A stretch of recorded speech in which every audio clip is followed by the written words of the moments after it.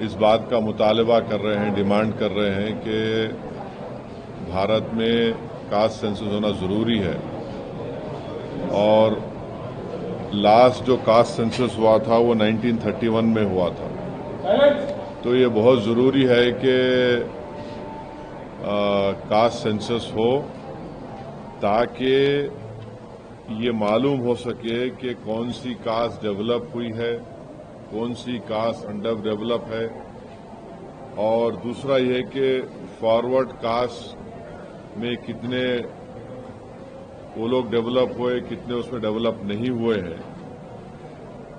ये बहुत ज़रूरी है एफर्मेटिव एक्शन के लिए और इस देश में इंसाफ करने के लिए, क्योंकि सिर्फ 27% पे आप ओबीसी का रिजर्वेशन रोक दिए हैं, ये नाकाफी है। और कास्ट सेंसस ही इस चीज़ को साबित करेगा कि बैकवर्ड कास्ट इस देश में कितने पीछे हैं, कितना उनसे नाइंसाफी हुई है। तो हम बीजेपी से डिमांड करते हैं कि आप बार बार ये बोलते कि आप क्या बोले, विकसित भारत बोलते, जनधन बोले, फिर आप 370 निकाल दिए, ये सब चीज़ें आप बातें करें, मगर कास्ट सेंसस के ऊपर हमेशा आप पीछे हटते थे। और जब कास्ट सेंसस का डिमांड शुरू हुआ तो खुद प्राइम मिनिस्टर और बीजेपी के बड़े बड़े लीडर्स बोले कि बटेंगे तो कटेंगे, और इस तरह की वाहियात बातें होती थी। मगर कास्ट सेंसस करना ज़रूरी है। हम बीजेपी से जानना चाहेंगे कि आप क्या इसको शुरू कब करेंगे। देखिए, सेंसस शुरू होना है तो कास्ट सेंसस होगा, फिर ये कंप्लीट कब होगा, क्या 29 के पार्लियामेंट इलेक्शन से पहले ये रिपोर्ट आ जाएगी या नहीं आएगी। और साथ ही साथ ये है कि बीजेपी हमेशा बोलती पसमानदा मुसलमान। भाई, पसमानदा मुसलमान का क्या मौक़िफ़ है, क्या उनका स्टेटस है, कितना डिप्रेविटी उनमें है, और जो नॉन पसमानदा मुसलमान है उनका क्या पोजीशन है। और तेलंगाना की हुकूमत जो रेवंत रेड्डी सीएम है, उन्होंने यहाँ पर कास्ट सेंसस किया, जिससे मालूम हुआ कि 56.32% तेलंगाना में बैकवर्ड कास्ट का पॉपुलेशन है। और रेजोल्यूशन भी पास हुआ कि तेलंगाना में बैकवर्ड क्लास का रेजोल्यूशन 42% होना चाहिए। तो जाहिर है जब कास्ट सेंसस होगा तो गवर्नमेंट किसी की भी हो, उनको 50% के थ्रेशोल्ड को ब्रेक करना पड़ेगा।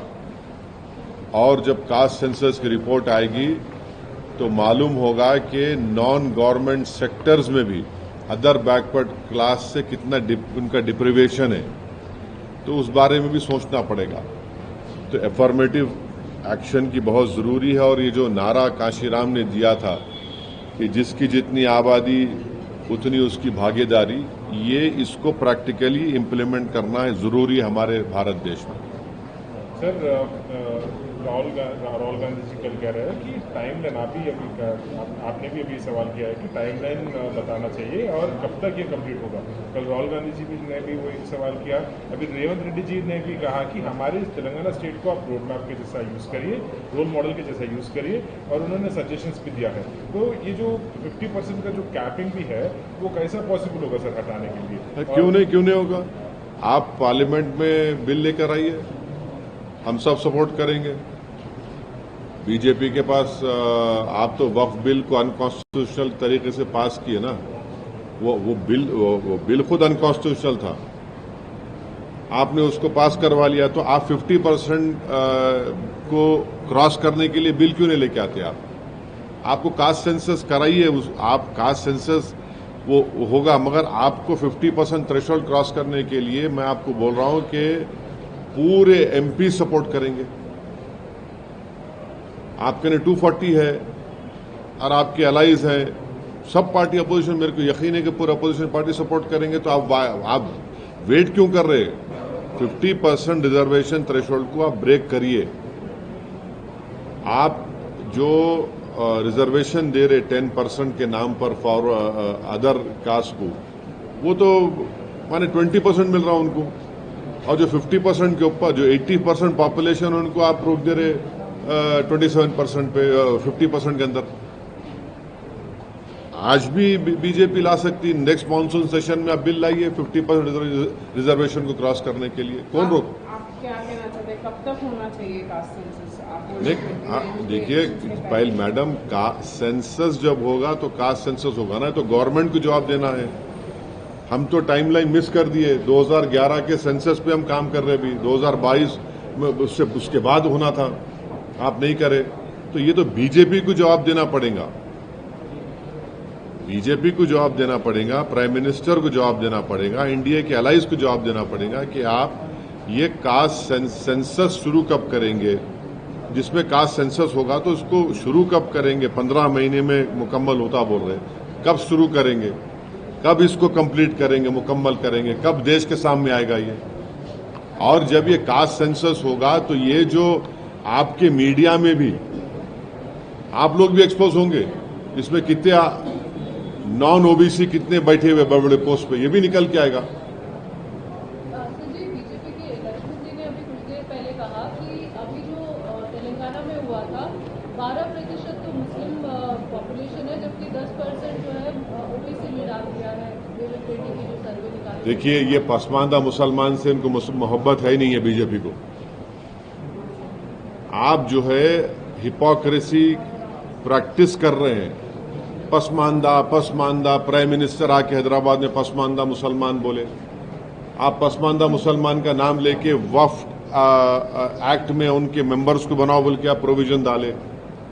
भाई तो पसमानदा मुसलमान का मालूम होना चाहिए ना कि पसमानदा मुसलमान कितना पसमानदा है और गैर पसमानदा मुसलमान कितना पसमानदा है। फॉरवर्ड बोलिए, अपर कास्ट कम्युनिटी कितने फॉरवर्ड है, कितने डेवलप है या कितने उसमें डेवलप नहीं है, वो तो सब मालूम होना चाहिए ना। आप डर रहे क्यों? आप दूध का दूध पानी का पानी हो जाएगा ना। क्या ये सही माने कि 12 में से 10% जो है वो पसमानदा मुसलमान है या फिर ओबीसी के अंदर आता है? मैडम देखिए, आप लोग स्टडी करके आइए, तेलंगाना में कैटेगरी ई में जो पसमानदा मुसलमान है, सोशली एजुकेशनली बैकवर्ड है, रिलीजन की बुनियाद पे नहीं, जो सोशल एजुकेशनल बैकवर्ड है उनको रिजर्वेशन दिया जा रहा है। तो अब बीजेपी को पेट में दर्द क्यों हो रहा है? भाई आप खुद पसमानदा मुसलमान बोल रहे हैं ना, तो उस पसमानदा मुसलमान को ही तेलंगाना और आंध्र प्रदेश में मिल रहा है। अब जो बीजेपी के नेता बोल रहे हैं तो आप जाके खत्म करो ना आंध्रा में, आप तो पावर में है, वहां पे आप तो पावर शेयर कर रहे। बेशर्मी की हद है। जहां आपको मलाई गुलाब जामुन मिल रहा वहां पे आपका मुंह बंद हो जा रहा, मुंह में दही जम जा रही। आप आंध्रा में पावर शेयर करना, चंद्रबाबू नायडू को बोलो खत्म करो बोल के। आंध्र प्रदेश में, तेलंगाना में जो बैकवर्ड कास्ट है मुसलमानों में, उनको रिजर्वेशन मिल रहा है, तो बीजेपी पसमानदा मुसलमान मुखालिफत क्यों कर रही? आप इंक्लूड कर दिए वक्फ एक्ट में के पसमानदा मेंबर बनेगा, वो पावरफुल बना रहे। यहां पर आप क्यों नहीं बनाना चाह रहे? मालूम तो ना देश में, देश को तो मालूम होना चाहिए क्या मौकफ है। सर, मुस्लिम्स का जो सोशियो इकोनॉमिक कंडीशन है, सोशियो एजुकेशनल कंडीशन है, तो सर सोशियो इकोनॉमिक कंडीशन है, सोशियो एजुकेशनल कंडीशन देखिए आर्टिकल 15 को आप जब पढ़ेंगे, 15 सेक्शन सोशल एजुकेशनल बैकवर्डनेस जो है, जिसका आपके पीएस कृष्णन साहब एक बहुत मशहूर इंडिया के एंथ्रोपोलॉजिस्ट थे, उनकी रिपोर्ट के ऊपर उस वक्त मेरे ख्याल से रोशिया साहब थे, ये रिपोर्ट बनी, उसको एक्सेप्ट किया गया। मगर सर जो इकोनॉमिक कंडीशन है मुसलमानों का, उसको मतलब अभी नेशनल कैस्ट सेंसस करेंगे, they have announced it. So when this is conducted across nationally and when also they get to know the exact figures of the Muslims as well who are actually in the backward classes और जिनका situation socio economic situation ठीक नहीं है और socio educational situation ठीक नहीं है, तो उनको भी रिजर्वेशन देना चाहिए जैसे यहाँ पे मिल रहा है, जैसे आंध्र में मिल रहा है। देखिए डिमांड करेंगे एक बात, पहले कास्ट सेंसस होना है, समझे ना। जब आप कास्ट सेंसस करेंगे तो हाल हकीकत मालूम होंगी, और कास्ट सेंसस होगा तो पसमानदा मुसलमान का भी होना और जो गैर पसमानदा उनका भी होना, फॉरवर्ड कास्ट का भी होना। मालूम होना कि अगर फॉरवर्ड कास्ट के है तो वो लोग कितने डेवलप्ड और फॉरवर्ड है या कितने बैकवर्ड है।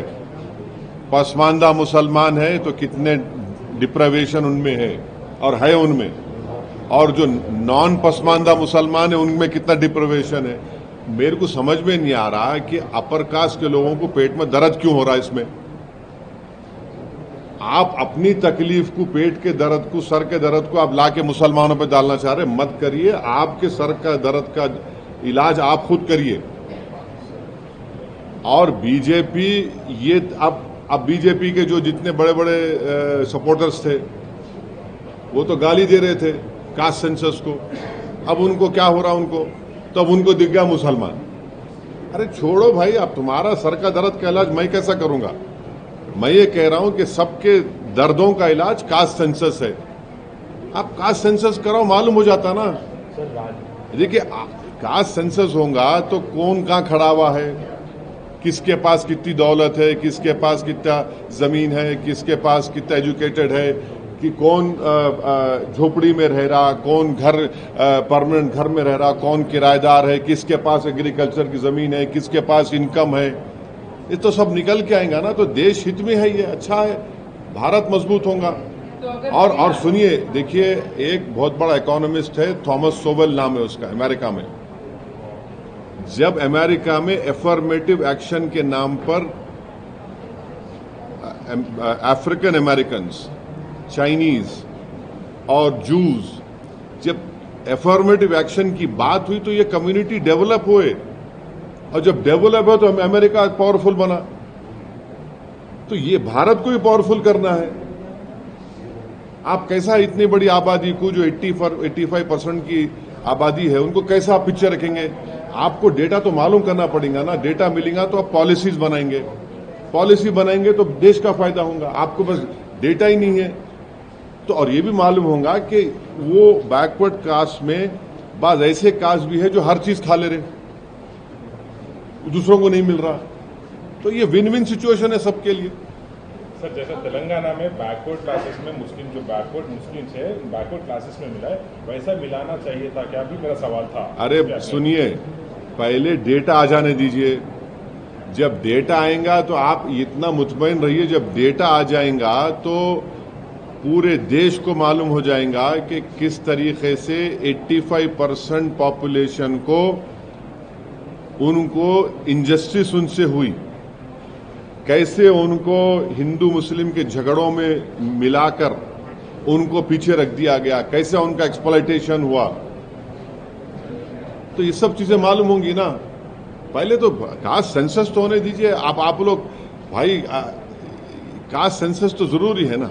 सर तेलंगाना में कास्ट सेंसस हुआ, 50 दिन में 3.54 करोड़ लोगों का यहाँ पर डेटा हाँ, लिया गया, लेकिन 56.34 ओबीसी पॉपुलेशन है। और आगे का एक्शन प्लान तेलंगाना, अरे भाई, उन्होंने रेजोल्यूशन, असेंबली में रेजोल्यूशन पास करके बोल दिए कि 42% बीसीस को रिजर्वेशन दो आप। अब गवर्नमेंट ऑफ इंडिया को क्या करना है। और हम आज भी प्राइम मिनिस्टर से ये रिक्वेस्ट कर रहे हैं कि आप अपने आप को ओबीसी का नेता बोलते। प्राइम मिनिस्टर छाती को मार के बोले मैं बैकवर्ड क्लास का नेता हूं। आप एक बिल डालो ना पार्लियामेंट में, 50% रिजर्वेशन को ब्रेक करो आप। और सेंसस आप कब करेंगे, ये उसमें सेंसस कब शुरू करेंगे, उसको कब कंप्लीट करेंगे, और क्या 29 पार्लियामेंट इलेक्शन से पहले इंप्लीमेंट होगा नहीं होगा। तो अगर बिल पार्लियामेंट में आता है तो आपके पास 100% आप लाइए, 50% ब्रेक करिए, रिजर्वेशन लाइए। आप कौन रोक रहा प्रधानमंत्री को, आप लाइए ना, आप बिल्कुल फौरन ला लीजिए। जिस तरह के कास्ट, जैसे ये बात सामने आई है उसके बाद से जो राजनीति हो रही है पार्टियों के बीच में, एक दूसरे के ऊपर ये कहने की हमने इसके लिए दबाव बनाया, हमें इसके लिए इनिशिएट कर रहे हैं, कैसे देख रहे हैं आप देखिए, आप छोड़ जी ना, आप कौन दूल्हा बन रहा है नहीं बन रहा है मेरे को उसकी फिक्र नहीं है। आप कास्ट सेंसस का डिसीजन ले लिए। और देखिए केरला में आरएसएस की बैठक हुई थी, वो बैठक में भी उन्होंने इन अ वे बोले कास्ट सेंसस कराओ बोल के। केरला में बैठक हुई थी आरएसएस की, उसमें उन्होंने बोले इन अ वे कराओ बोल के। बीजेपी को गवर्नमेंट ऑफ इंडिया से हम एक ही बात पूछ रहे हैं कि आप सेंसस कब शुरू करेंगे, क्योंकि आप डिसीजन लिए कास्ट सेंसस भी कराएंगे। सेंसस कब शुरू होगा और कब कंप्लीट होगा, उसका डेटा देश के सामने कब आएगा। क्या 29 पार्लियामेंट के इलेक्शन से पहले ये हो जाएगा, नहीं हो जाएगा, हमको बताइए। अरे जरूरी है ना भाई, आपके इतने पॉलिसीज हमारे हैं। 1931 में एक सेंसस हुआ, उसके बाद से अब तक नहीं हुआ। मंडल की खाली रिपोर्ट पे हो रहा है, आपके पास मालूम तो होना ना कौन कहाँ खड़ा हुआ है, कौन कितना पसमानदा है, कौन कितना पिछड़ा है, किसमें कम पढ़े लिखे लोग हैं, किसके पास जमीन नहीं है, किसके पास इनकम कितनी है, कौन किराए के घर में रहता, किसके पास जमीन नहीं एग्रीकल्चर की, ये सब मालूम होगा ना। इसमें वो क्या बात है। मगर हम यही बोल रहे कि टाइम लाइन दीजिए प्लीज आप। कांग्रेस के लिए जिस टाइम पर ये अनाउंस किया जा रहा है, ये कहीं ना कहीं बता रहा है कि बिहार का जो चुनाव है उसके मद्देनजर है। क्या आप सच में समझते हैं कि आप भी बिहार हम बिहार चुनाव लड़ेंगे और अच्छी तरह से लड़ेंगे। हम बहादुरगंज से हमारे कैंडिडेट का अनाउंस भी कर दिए। मेरी पब्लिक मीटिंग है 3 तारीख को बहादुरगंज में, 4 तारीख को और एक जगह पर है। हम अच्छी तरह से लड़ेंगे और आप देखेंगे इंशाअल्लाह ताला हमारे जो एमएलएज लास्ट टाइम जीते थे उससे ज्यादा हमारे एमएलएज कामयाब होंगे, और जो चोरी करे हमारे एमएलएज की इंशाअल्लाह ताला उनको भी सीमांचल की जनता सबक सिखाएगी। बिहार के इलेक्शंस मद्देनजर रख के ये लाया गया, ये सवाल था सर। सवाल का जवाब ये दे दिया, मैं दिया ना। मैं बिहार का जवाब मैं ऐसे दिया। अब आप जैसा चाह रहे मैं कैसा दूंगा। क्या असर होगा? हाँ, क्या इस बार असर होगा? आप देखेंगे। अब देखिए बहादुरगंज में हमारी जनसभा है, असर देखेंगे आप। ओके सर, पाकिस्तान का जो कई सारे पोस्ट पे जो विड्रॉ करे सोल्जर्स, मगर पाकिस्तान का जो डर है वो क्लियरली दिख रहा है। इस पे आपका क्या कहना है सर? सरकार से पाकिस्तान जो पोस्ट है पाकिस्तान के बॉर्डर के अंदर एलओसी में जो लगे हुए पोस्ट है, वहां पे at those post they are withdrawing soldiers and several soldiers left the positions and we are seeing also reports that Pakistani families are going to London. How would you like to respond, sir, and what would you like to say to the center that what center should do? देखिए, मैंने आप लोग जब press conference में ये बात कहा था कि काश 2019 में नरेंद्र मोदी वो जो लॉन्चिंग पैड्स की जमीन को हासिल कर लेते, जहां से लॉन्च पैड्स होते वो टेररिस्ट के, वो आप उसको ले लेते। अब आप जब ये आपकी न्यूज अगर सही है तो बहुत अच्छा है, हमको जाके वहां पे ले लेना चाहिए। मेरे को नहीं मालूम, आपके ऊपर आप बोल रहे खाली करके चले गए, तो खाली करके चले गए तो फिर हम जाके बैठना वहां पे और छोड़ना नहीं। अब के बार अगर कुछ एक्शन ले रहे तो घर में घुस के बैठ जाना, घर में घुस के मारते बोले ना, अब घर में घुस के बैठ जाना, खत्म। ये होना चाहिए। पीओके ले लेना सर। नहीं, अरे गवर्नमेंट खुद बोल रही, एक बात सुनिए, पीओके नहीं, पीओके का रेजोल्यूशन है पार्लियामेंट का, भारत की पार्लियामेंट का रेजोल्यूशन है, वो भारत का है बोल के। तो बीजेपी क्या बोलती, घर में घुस के बोले, डैश बोले, हम बोले घर में घुस के बैठ जाओ आप। ये खत्म होना है टेररिज्म, जो बार बार हर थोड़े दिन को जो टेररिज्म होता। आप देखिए हैदराबाद में लुम्बिनी पार्क का हुआ, दिलसुख नगर का हुआ। मैं एक शर्मा साहब को जानता हूं, तेलुगु के पंडित हैं, उन्होंने अपनी बेटी को खो दिए। कभी कभी आके मिलते मेरे दारुसलाम में, असद साहब मेरी बेटी याद आ रही मेरे को, बोले तेलुगु के पंडित अपनी नौजवान बच्ची भी खो दिए। आप 26/11 का हुआ, निजामाबाद की एक दुल्हन वो वीटी स्टेशन पे मारी गई जिसके हाथों में मेहंदी थी। पुलवामा हुआ, आपके उरी हुआ, आपके पठानकोट हुआ, रेसी हुआ लास्ट ईयर, वैष्णो देवी के पास 7 टूरिस्ट को मारे। तो आपके पास तो पूरे सब अपोजिशन पार्टीज गवर्नमेंट को बोल रहे कि इसका आप खत्म करो, ये टेररिज्म को आप खत्म करो। आप पावर में हैं, आपको खत्म करना है इन चीजों को। एक आखिरी सवाल सर, जो पाकिस्तानी को वापस भेजा गया उसका डेटा रिलीज करना चाहिए क्या सेंटर? किसको वापस भेजा रहे? पाकिस्तानी जो नेशनल थे शॉर्ट टर्म वीजा पे, साग वीजा पे जो थे, या फिर लॉन्ग टर्म वीजा? अरे वो छोड़ दे भाई, वो जो बच्ची आके बैठ गई यहाँ पे 2 बच्चों को लेके, उनको क्या बोलते? तुम लोग पूछ रहे नहीं तुम लोग? हैं? वापिस जाओ बोल के बोले? अरे उन्हें आके बैठ गए, उन्हें वो क्या किस्सा क्या है प्यारे? वो तुम लोगों को बड़ी मोहब्बत उससे हो गई, उसका बारे में पूछ रहे नहीं तुम लोग? वापिस जाओ। अरे हाँ, हंसरा देखो। मैं तो अरे बोल रहा हूँ। क्या बोलेंगे? हाँ? चलिए, और कुछ है? Thank you.